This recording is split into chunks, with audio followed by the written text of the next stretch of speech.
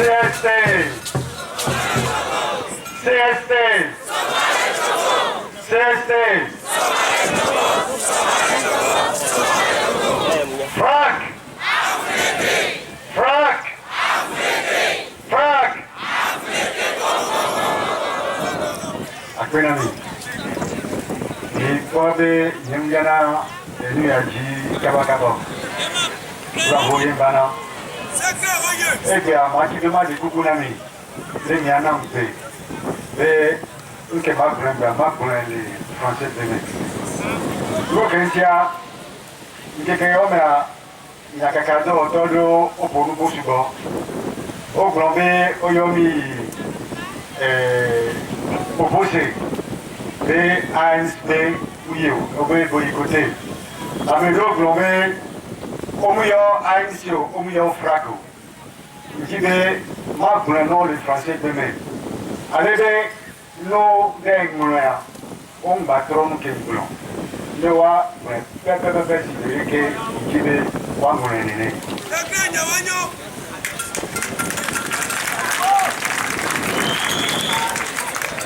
En effet, cette semaine, certains journalistes ont allégué que l'ANC a une fois encore boycotté les discussions. Certains sont allés jusqu'à dire que c'est toujours la politique de la chaise vide. D'autres ont dit que l'ANC et le FRAC n'auraient pas été invités aux discussions. Je voudrais dire que l'ANC a effectivement été invité à toutes les étapes de cette discussion. L'ANC a rencontré par 2 fois l'ambassadeur des États-Unis, par 2 fois le prélat Monseigneur Barriga, et une 3e fois Monseigneur Barriga et l'ambassadeur des États-Unis, Whitehead.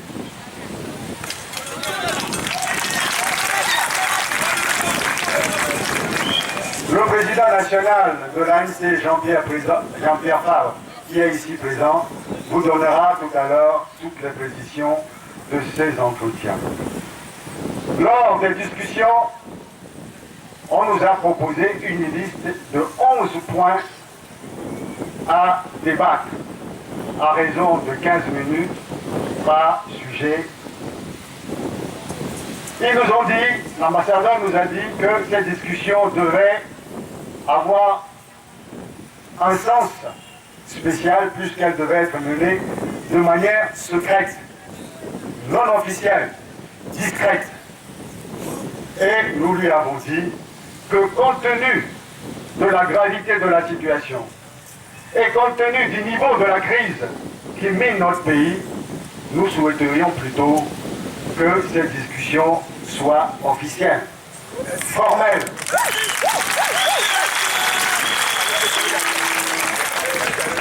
Que nous ne voulions pas d'une discussion informelle, hasardeuse et équivoque, mais nous souhaiterions que cette discussion soit formelle, officielle, précise, et que chaque point soit discuté avant le dialogue officiel.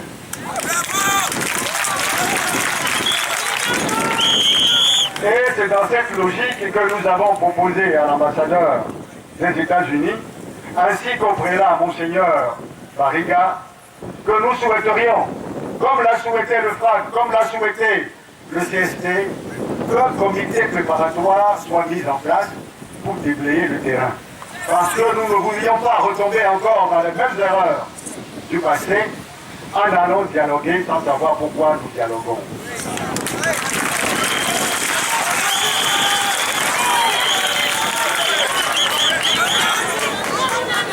Nous sommes allés jusqu'à accepter la proposition même de l'ambassadeur qui nous a dit que certains membres de l'opposition avaient cité à maintes reprises le nom de Monseigneur Barriga comme médiateur ou comme facilitateur, et nous avions dit oui, nous sommes d'accord, pour que Monseigneur Barriga puisse servir de facilitateur dans les préparatifs, dans le comité préparatoire, pour qu'on puisse discuter de ce que nous allons aborder lors du dialogue, combien de temps nous allons passer dans cette discussion, quelles sont les personnes appelées, du moins les entités appelées à cette discussion, et surtout, comment, au terme de dialogue, nous allons mettre en place les décisions prises au sein de ce dialogue. Parce que souvent, on dialogue, mais on ne sait pas comment les décisions seront mises en œuvre. Raison pour laquelle, depuis 2006, les décisions prises par l'APG n'ont jamais été mises en œuvre.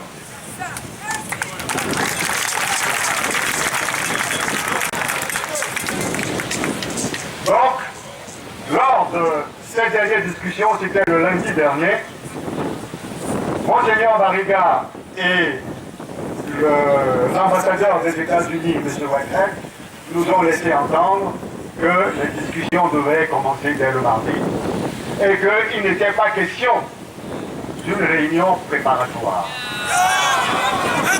Mais hélas, qu'est-ce que nous avons vu sur le site officiel du RPT UNIR, République of Togo, un site mensonger, un site de désinformation? Qu'est-ce que nous avons lu?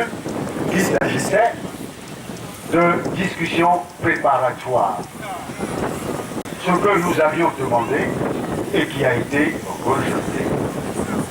Déjà, il faut s'interroger sur cette publication de République of Togo, puisque pour nous, il s'agissait de discussions informelles, secrètes, discrètes, et que rien ne devait filtrer de cette discussion, mais le premier organe de presse qui s'en est saisi et qui a passé la diffusion, c'est bien le RPT.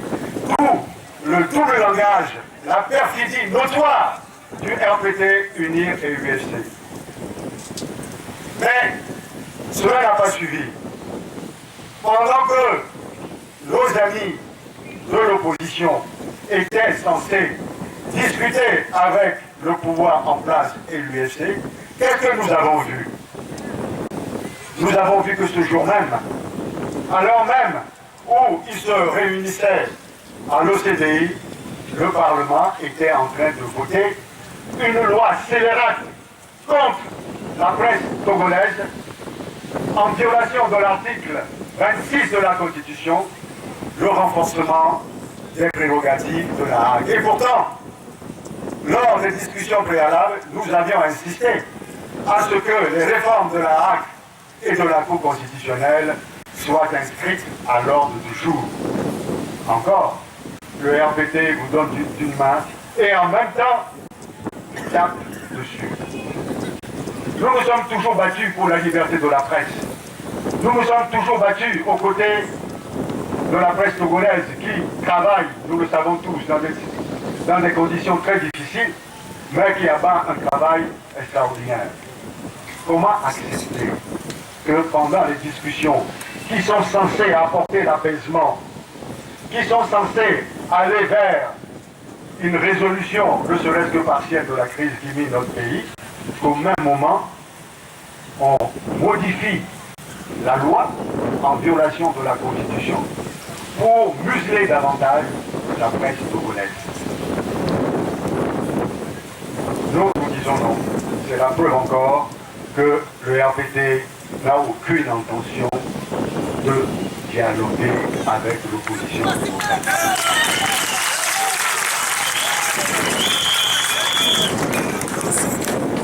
Je voudrais également rappeler que cette semaine, nous avons eu beaucoup de correspondances et je m'arrêterai seulement sur une seule, celle de l'Union européenne, qui demande dans sa lettre des discussions inclusives, franches et qui soient précédées par un climat politique serein. Aujourd'hui, le climat politique est totalement délétère. On arrête nos militants, on les emprisonne.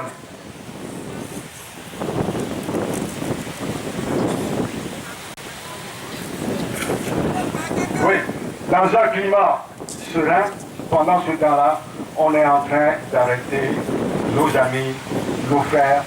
Et je me rappelle que le président national de l'ANC avait dit à M. Whitehead, l'ambassadeur des États-Unis, comment voulez-vous qu'on aille discuter avec ces gens-là quand nos cadres, nos amis sont détenus arbitrairement dans les geôles de Lomé? Comment voulez-vous que tous les partis politiques puissent intervenir dans cette discussion quand l'un des partis, comme OBU, a aujourd'hui son président et son premier vice-président en prison? OBU n'a pas le droit à des discussions? A-t-on inscrit d'office au but des discussions et pour quelles raisons? Nous devons nous battre pour refuser cela. Aujourd'hui, nous avons le soutien de par le monde pour qu'on puisse y avoir un dialogue franc, sincère et qui puisse nous permettre d'aller vers des élections propres, justes et équitables. Je ne pense pas qu'il faille accepter des discussions de cette nature qui ne contribuent pas, d'une part, à l'apaisement du climat politique et qui ne nous laisse pas espérer un lendemain meilleur. Vous savez, je vais revenir sur le problème des 9 députés, puisque nous leur avons dit, nous avons dit que nous n'irons pas à des discussions tant que le problème des 9 députés de l'ANC ne sera pas résolu. Nous n'irons pas à des discussions tant que nos amis, nos frères seront détenus arbitrairement dans la gendarmerie de Lomé, du Togo. Les 9 députés ont été renvoyés du Parlement en violation de la Constitution et du règlement intérieur de l'Assemblée nationale. Pensez-vous